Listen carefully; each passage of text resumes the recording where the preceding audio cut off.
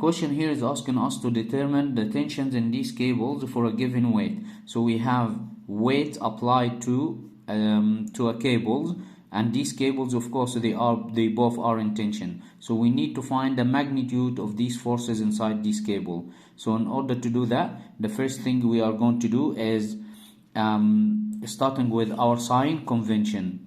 So the first thing in our solution we are going to do, your sign convention.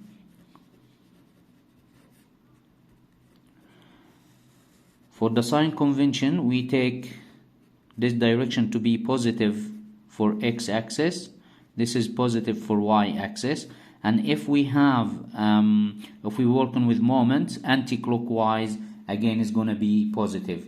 The second step that after sign convention is to draw our free body diagram.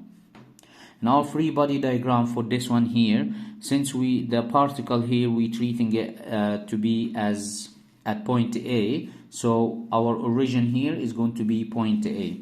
So this is the free body diagram.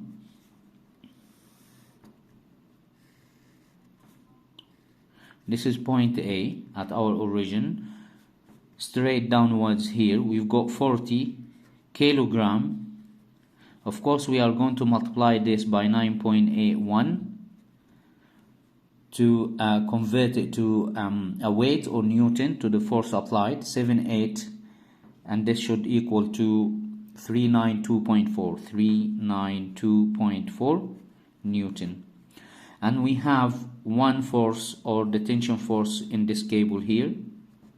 This is B at 30 degrees from the positive x-axis, and also we have straight force in here to D at,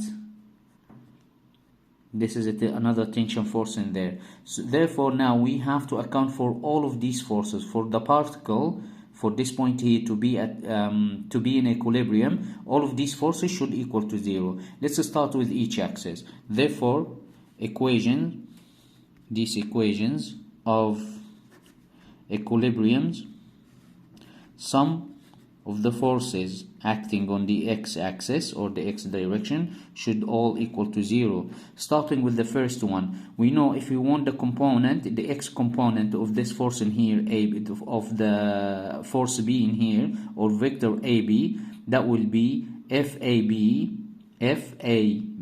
cos 30. So FAB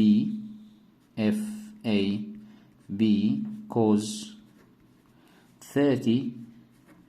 This is for the first one. What about the other one? The other one doesn't have a y component straight here, and it's on the negative x-axis, therefore it's minus FAD for that vector in here, or for this force in here. These all should equal to 0. We know that from here cos 30 equal to 0.998, so we can say FAD equal 0.988 FAB, and let's call this one first equation here. So for the second equation, now we are going to find the forces, sum of the forces acting on the y direction. They all should equal to 0. So for the first force in here, for the AB, therefore we have here FAB sine 30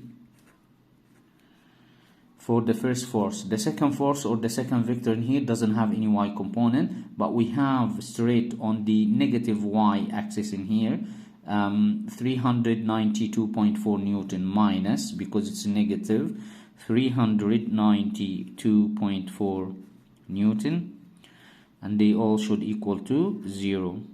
From here we know that sine 30, if we solve for FAB, so FAB equal, if we take this to the other side, that would be 392.4 Newton divided by sine 30, and they all should equal to 784.8 4.8 Newton, and let's name this one here our second equation.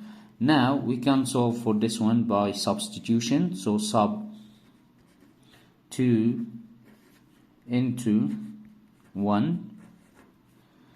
When we substitute 2 into 1, then we will have FAD equal 787 into the first equation in here, 784.8 Newton, which is the FAB in here, multiplied by 0.988, and this should equal to 783.2 Newton.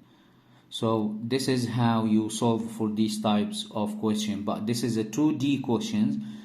I'll see you guys in the next video for more questions on coplanar forces.